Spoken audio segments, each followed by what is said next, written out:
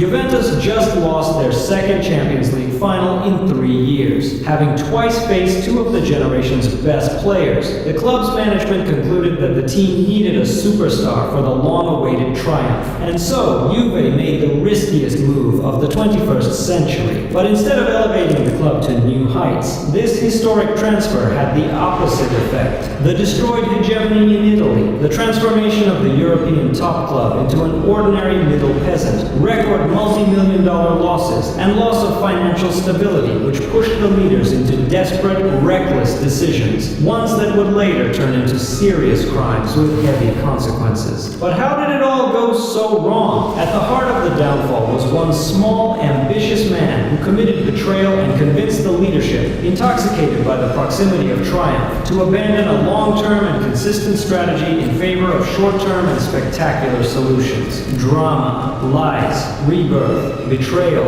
exposure. This story is too exciting to delay its beginning. My name is Ruslan, and it's time to pull the trigger, so buckle up.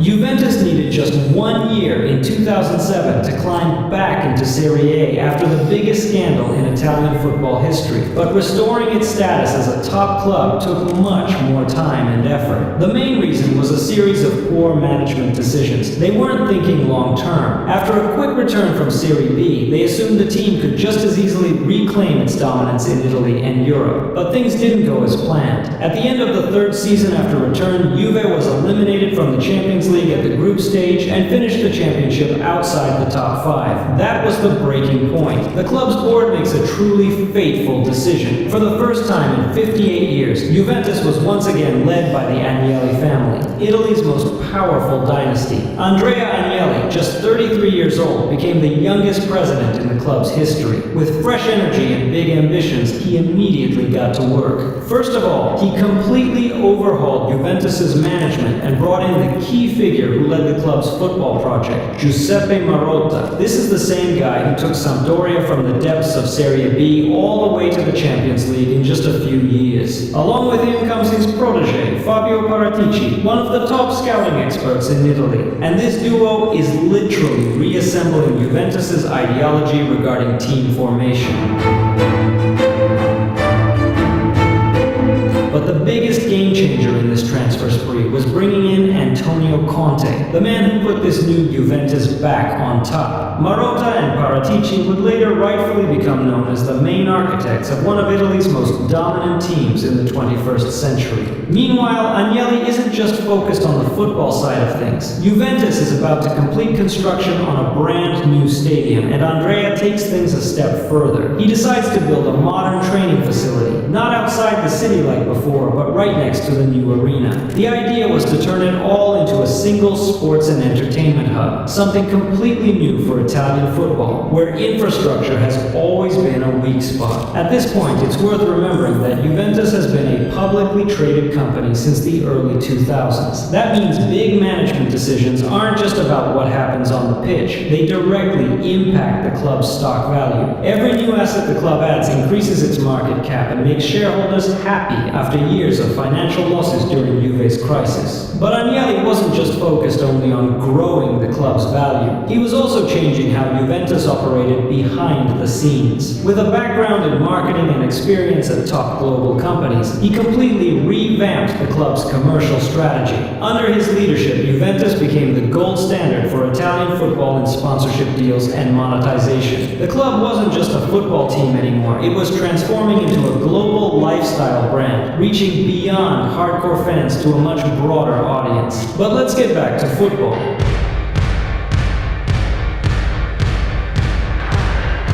In just one season, Conte and the club's management built a golden team. After 9 long, difficult years, the Bianconeri were champions again. And this was just the beginning. 9 consecutive Serie A titles, multiple Coppa Italia and Supercoppa wins. Agnelli's vision had turned Juventus into an unstoppable force in Italian football. And it wasn't just on the pitch. Off the field, the club's financial numbers skyrocketed. Revenues more than doubled, stock prices soared, and Juve's total market market value shot up. Agnelli had every reason to be proud when presenting those numbers to shareholders, and it is crucial that all the progress Juventus made during Agnelli's 8 years as president wasn't random. It resulted from a clear strategy and strict adherence to a long-term plan. No rash decisions, no short-term gambles, just calculated moves aimed at steady growth. But to take the next big step, Juve needed to succeed outside Italy, in the Champions League. Historically, Juventus has had a complicated relationship with this tournament. At the turn of the century, they reached the final 4 times, but lifted the trophy only once. And just as the club was rebranding itself and establishing total dominance in Italy, Juventus reached the Champions League final again and did it twice in 3 seasons. And they lost both times. The first loss raised some doubts, but the second one cemented Agnelli's belief. Juventus needed a superstar to finally bring the trophy back to Turin.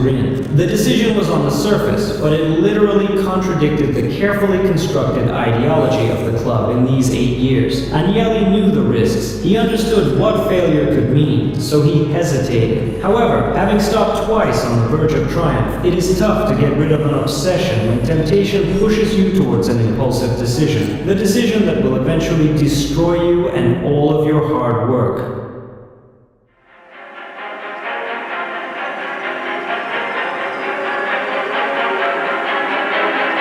In the summer of 2018, Agnelli went all in. Cristiano Ronaldo joined Juventus for a whopping 117 million euros. It was a historic, mind-blowing transfer for the club. On top of that, CR7 landed a record-breaking 4-year deal worth 30 million euros per season. And with taxes, that number shot up to 57 million euros a year. Compared to what Juve's key players were making, these numbers were just insane. However, all these financial details did not bother the fans at all. They were absolutely buzzing and looked to the future with new, much higher ambitions. And Cristiano immediately reinforced their expectations at his presentation, outlining the main and only goal of moving to Turin. But behind the scenes, things weren't so smooth. Not everyone at Juventus was on board with this transfer. Many top club figures believed this move wasn't just a tactical headache. After all, Allegri would struggle to fit Ronaldo into Juve's system, but also a complete departure from the club's core philosophy. Juventus had always been about the team, not individuals. This debate led to a serious fallout between Agnelli and Marotta, whose 8 years of excellent work largely restored Juve to the status of a European super club. Not agreeing with the new vision, Beppe left Turin. After a couple of months off, Marotta became Inter's sporting director. And that's an important detail of our story. Of course, Beppe's spot was taken by his former right-hand man, Paratici. Fabio now had to run Juventus and make all the big decisions at this crucial stage of Bianconeri's global brand evolution. And this is an even more important detail in our story. Turin fully felt its significant commercial effect in the first month after Ronaldo's move. The Portuguese sold their annual supply of t-shirts in 3 weeks, and all season tickets were sold in a record 2 weeks. Bringing in the most popular player in the world wasn't just about football. It was a total game changer for Juventus financially. Cristiano's arrival instantly boosted Juve's biggest sponsorship deals. Meanwhile, Juve's social media presence exploded. Before the season even kicked off, their total following across Facebook, Instagram, Twitter, and YouTube jumped by nearly 20%. But more importantly, Juventus expanded its fan base in developing regions where tens of millions of Ronaldo's followers were concentrated. And it wasn't just Juve that felt the impact. Cristiano's move was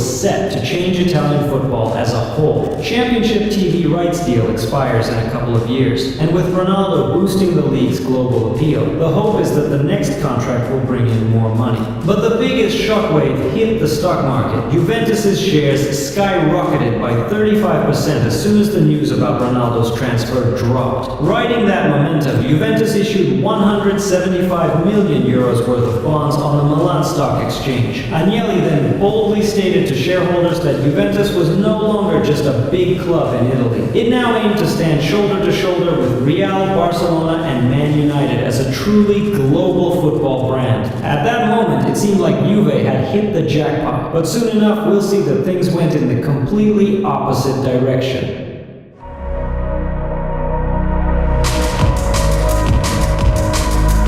In his first season in Italy, Cristiano wasted no time making an impact. He became the league's top scorer, and Juventus secured their 8th consecutive Serie A title.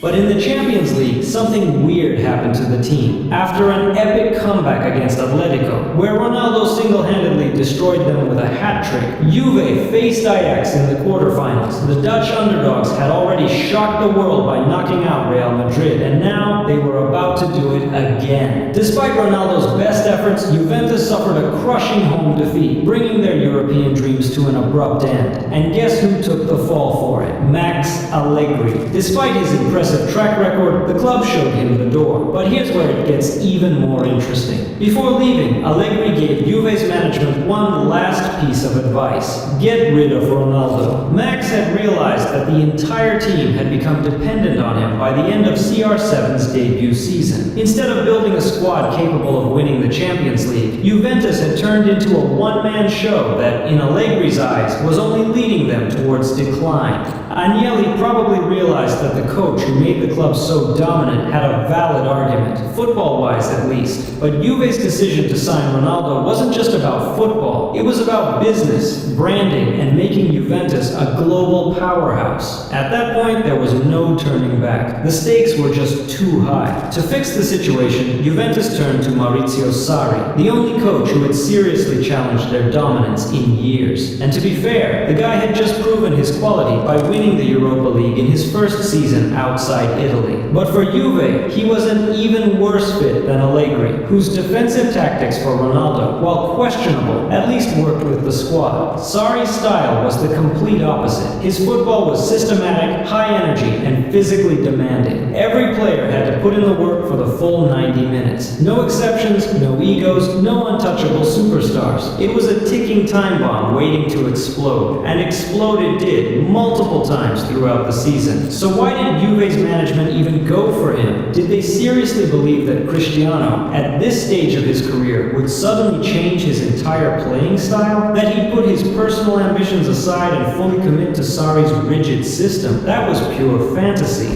The most astonishing aspect is that when Paratici announced Sarri's appointment, he confidently claimed that Maurizio was exactly what the club needed right now because he had already proven himself at the international level. The result, not the alignment of the coach's philosophy with the existing squad, was the main reason for choosing Sarri. Paratici's mentor, who was building the future champions team at Inter at the time, definitely wouldn't have approved of this method. But hey, as long as the team won, Juve could live with some internal drama. After 5 years of Allegri's pragmatic football, the new coach definitely brought a more exciting style.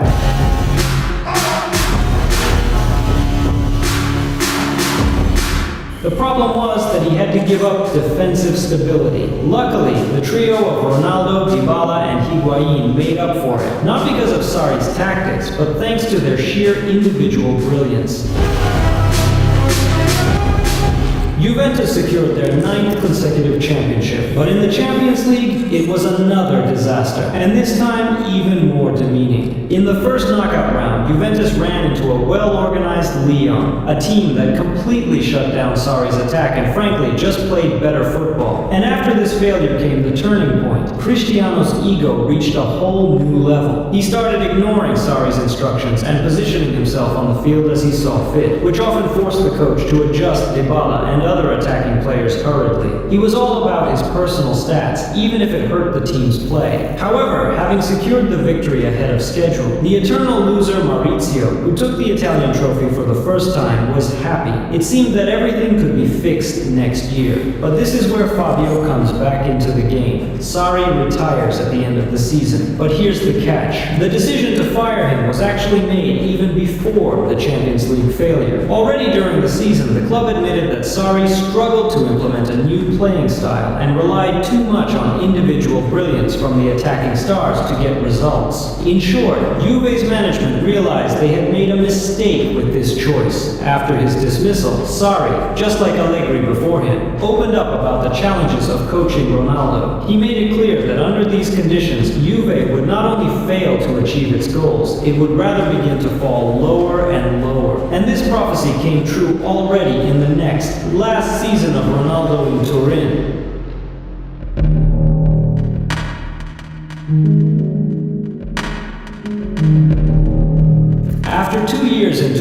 Cristiano started to feel an acute injustice toward his own person, who was blamed for all the team's struggles. The same fans who once excitedly welcomed him were now mostly criticizing Ronaldo and sometimes even booing him. The problem is that the Portuguese didn't really understand what exactly he was to blame for, and that made him even more frustrated. After all, he came to Italy to fulfill the role initially assigned to him, to attract an army of new fans and score goals, and he fully coped with this role. And he did the most important thing. He was himself, a bright, selfish superstar and demanding top-class athlete who leaves no one indifferent, because that's what Juventus paid a record 117 million euros. He sought respect, recognition, and the chance to become a hero in Turin. Instead, he became the scapegoat for everything wrong with the team. To be honest, Ronaldo is literally the last person to be held responsible for these two terrible failures at the initial stage of the playoffs. The real culprits were much higher up in the club hierarchy, but the fans didn't want to dig that deep. Anyway, in his third season in Italy, Cristiano entered full of internal contradictions and frustration. And of course, choosing a new coach for the team made him even more doubtful. Juve decided to go with a complete rookie after having a super experienced, authoritative, and strict coach.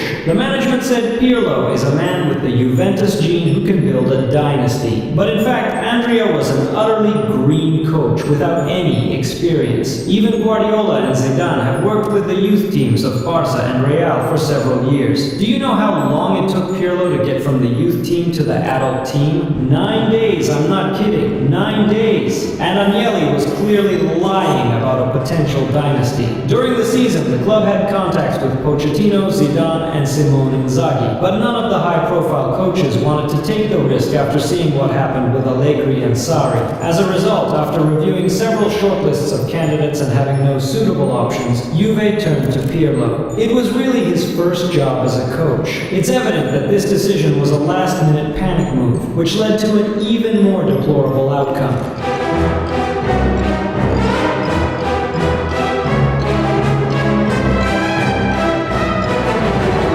If one of Italy's most respected, tough coaches couldn't handle Ronaldo, what chance did a total newbie have? On top of that, Juventus' transfer campaign was a mess. They failed to replace Pjanic and didn't sign the players Pirlo needed for his experiments. Andrea spent the first part of the season trying to implement a more complex, possession-based style of play, constantly switching tactics and player combinations. Naturally, that messed with the results, Ronaldo's mood, and only made the fans' hatred of him grow. Juve finished the first half of the season outside the top three for the first time in years. At least in the Champions League, things were going well, right? Absolutely not. After Ajax and Lyon, it was time for Porto to knock Juventus out. Once again, Ronaldo's dream of bringing the Champions League trophy to Turin was not realized. But that wasn't the end. For the first time in 10 years, Juventus missed out on the Scudetto. Guess who won it instead? No other than Beppe Marotta, who had already called Juventus' new project a failure and left the club. Amid shouts of traitor, he went to Inter and built a champion team. Honestly, it was just a white flag being thrown out. The culmination of Ronaldo's story at Juventus, and he knew it himself. At the end of May, Cristiano summed up the results of the season, in which, in fact, he had already said goodbye to Italy. Also, the club dismissed its coach at the end of the season for the third year in a row. All of Agnelli's beautiful words about the dynasty turned out to be empty. The decision was made to bring Max Allegri back, but there was more. Andrea decided not to renew Paratici's contract, who was responsible for Sarri's invitation, and handled some pretty questionable transfer decisions in recent years. Isn't this basically the Juventus leadership saying, "We totally messed up"? Meanwhile, Ronaldo went off to the Euros, during which the media finally confirmed what many had suspected. His time at Juventus was done. With only a year left on his contract, he wasn't interested in discussing an extension because he wanted to leave Italy that summer. But then, just 2 weeks before the new season started, Juve's new sporting director, Cherubini, dismissed those rumors, saying that the contract situation wasn't a problem and that there was still plenty of time to talk. Then, just hours before the first match, Nedved made an even stronger statement, completely denying Ronaldo's departure. Of course, it was a lie, but later we find out it was actually the least harmful one from the club's top management. The truth finally came out at the end of August. During a pre-match press conference before Juve's second game against Empoli, Allegri explained why Ronaldo wasn't in the squad. That was the final confirmation. But the harsh, dark times the club had locked itself into with that massive record transfer were only getting started.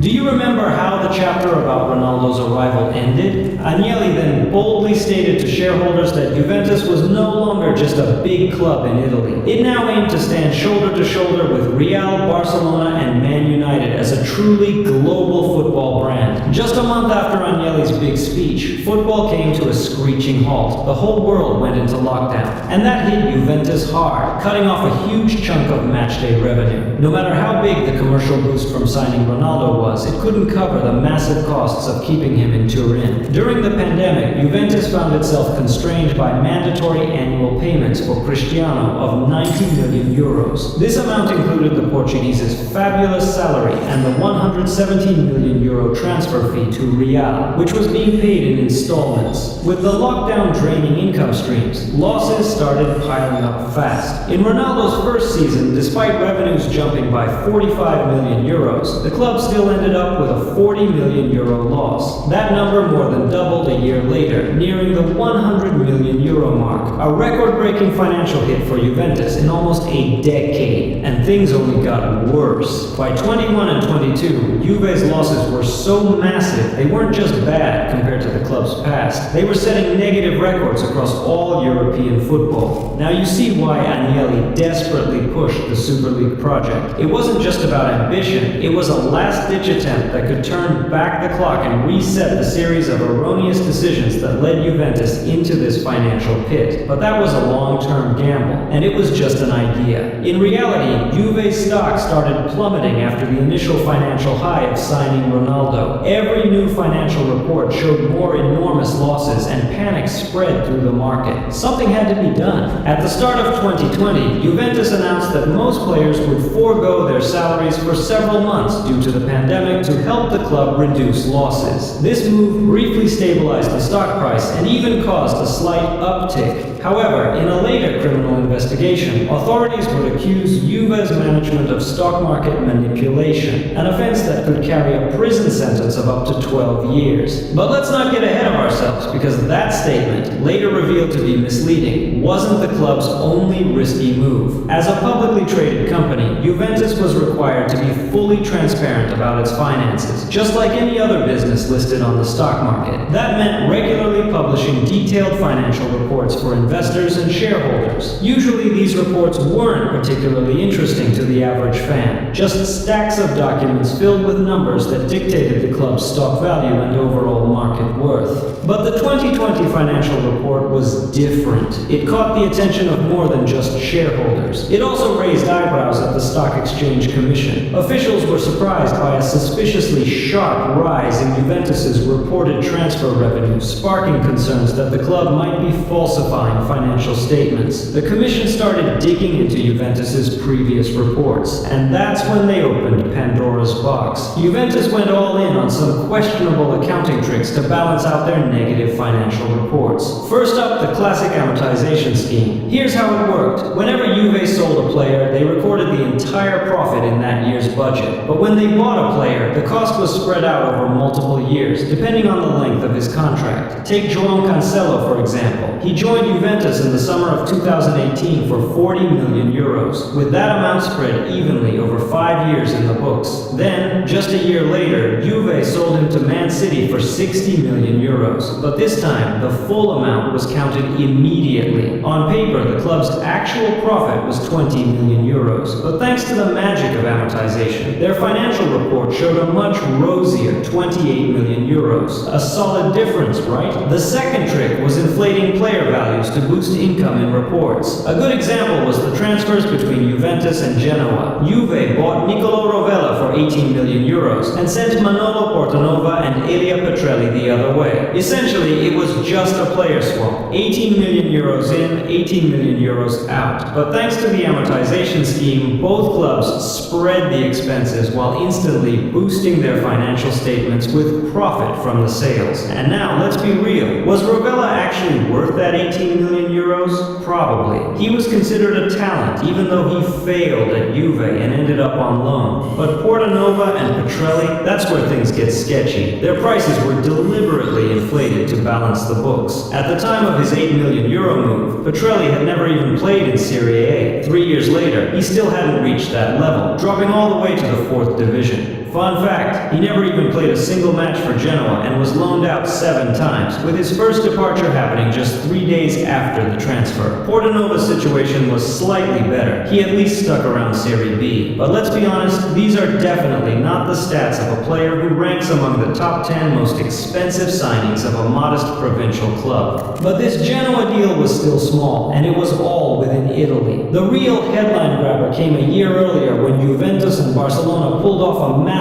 player swap, raking in capital gains on both sides. And speaking of Barca, a club with its own financial nightmares, that's exactly what my next video is about. Make sure to subscribe so you don't miss it. So Arthur moved to Turin and Pjanic went to Barca. Basically just a swap deal with a small extra payment from Juventus. But on paper, both clubs reported massive revenues from the transfer. Now with those local Italian deals, you could argue that some young players might turn out to be hidden gems. They may have the potential to grow into top-tier stars, but in this case, the entire football world knew these price tags were way off. The following season, Barca sent Pjanic on loan to Turkey, and a year later, they ripped up his contract. The player, who once had a record 400 million euro release clause, ended up as a free agent. Meanwhile, Arthur struggled to make an impact at Juve and started bouncing around on loans. And now here's the thing, using amortization to boost capital gains isn't illegal. It's a standard accounting trick used by businesses in every industry. But inflating player values for financial gain, that's where things get shady. The problem is that there's no universal system for objectively valuing players, so proving fraud in court is nearly impossible without solid evidence. That's exactly why this scheme has been a go-to move in Italy for years. Capital gains help clubs bypass UEFA's strict financial fair play rules and make it easier to secure low-interest loans and keep the business running. For example, in the last season before the pandemic, Serie A clubs earned a combined 700 million euros from capital gains on transfers, which was higher than the entire league earned from commercial deals. In other words, without these financial maneuvers, most Italian clubs simply wouldn't survive. But this whole scheme was dragging Italian football deeper and deeper into debt. No matter how cheap the loans were, they still had to be paid back. However, Juventus has taken the capital gains scheme to a completely different level, moving players around like chess pieces to improve their financial performance. Instead of finding a fair deal and reporting the numbers, the club worked backward. First, they decided how much they needed to boost their books, then picked players for exchange who fit the plan. During Ronaldo's 3 seasons in Turin, Juve generated almost 300 million euros from capital gains. At the end of the Exchange Commission's investigation, the club's securities dropped significantly again, but at that moment, it was probably the least of Juventus's troubles. The commission sent all the materials to the prosecutor's office, which means that in addition to the sports sanctions that were to follow, the club was also at the center of a criminal investigation.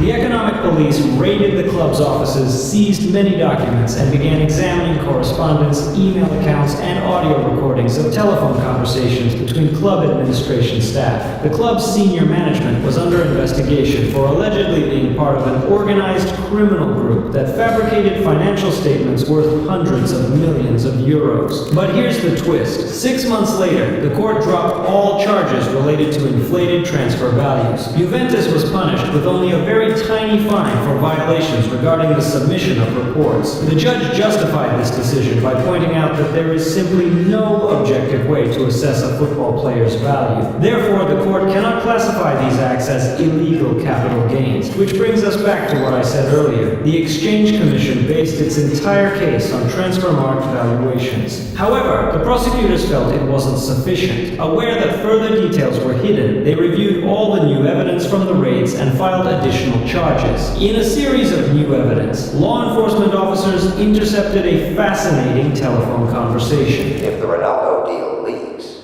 we're screwed. The auditors and investigators will be on our necks, and we'll have to cook up another deal to cover our tracks.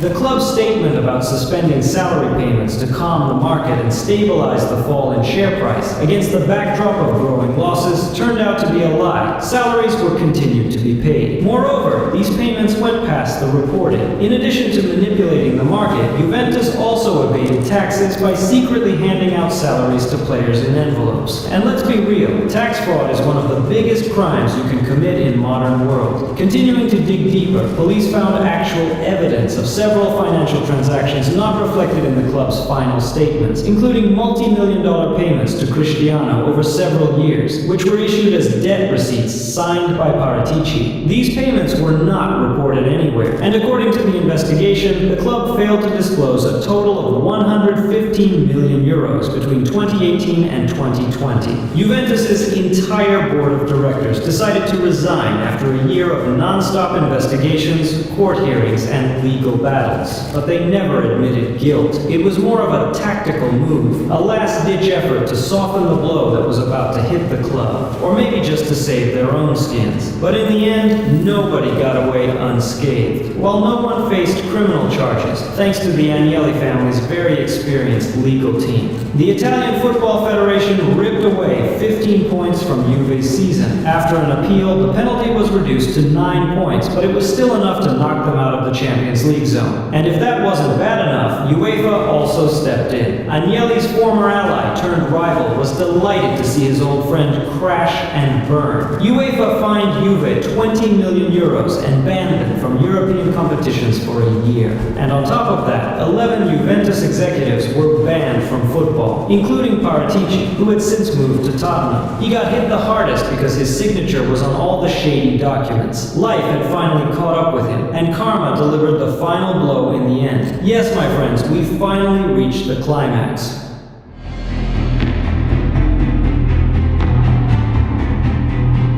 For years, Fabio had been quietly pushing his mentor into the shadows. He got close to the vice president, Agnelli's right-hand man and close friend, Nedved, and little by little, Paratici started influencing the club's policies, going around Marotta. At first, Beppe didn't see this as a problem. In most cases, his vision aligned with his protege's work. He even seemed pleased that Fabio was stepping up, taking more initiative, and handling bigger deals. After all, for someone who had spent most of his career working in youth football at Sampdoria, this was a massive leap forward, maybe too massive. And it was Paratici who, seeing Agnelli's hesitation, walked straight into his office and said, "We have a chance to sign Ronaldo, but we need to act fast." At first, though, he pitched the idea to Marotta, but Beppe shut it down instantly, not even bothering to take it higher up the chain. He knew it didn't fit the club's philosophy, and financially, it was a stretch Juventus simply couldn't afford. The old fox saw the bigger picture, but how could a young, ambitious director say no to the chance of a lifetime? So Fabio went behind Marotta's back and straight to Agnelli, and he convinced him. A few months after Ronaldo's transfer, as the club was riding the commercial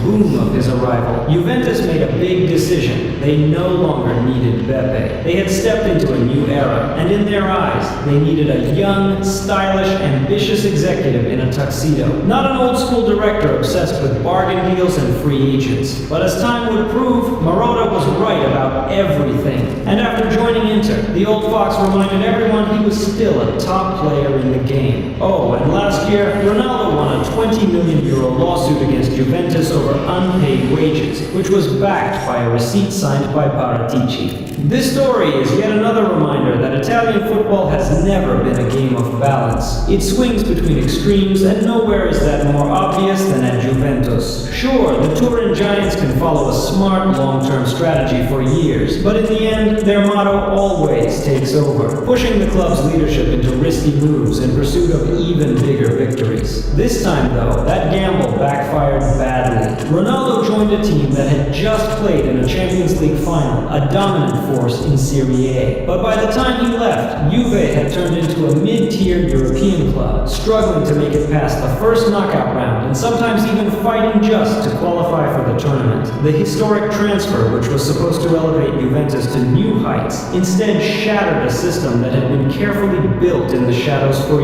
years. It marked the end of Juve's long-standing dominance in Italy. And if that wasn't enough, the Bianconeri are no longer a financially stable club. Over the past 5 years alone, their main shareholder, Exor, the massive holding company owned by the Agnelli family, had to pump nearly 1 billion euros into the club just to cover the losses. In the end, Juve's downfall is a cautionary tale for the entire football world. It's proof that even the strongest dynasties can collapse, and that the true cost of chasing glory can be far greater than anyone ever imagined. As fans, we have to ask ourselves, what price are we willing to pay for success? And at what point does the pursuit of victory jeopardize the process itself?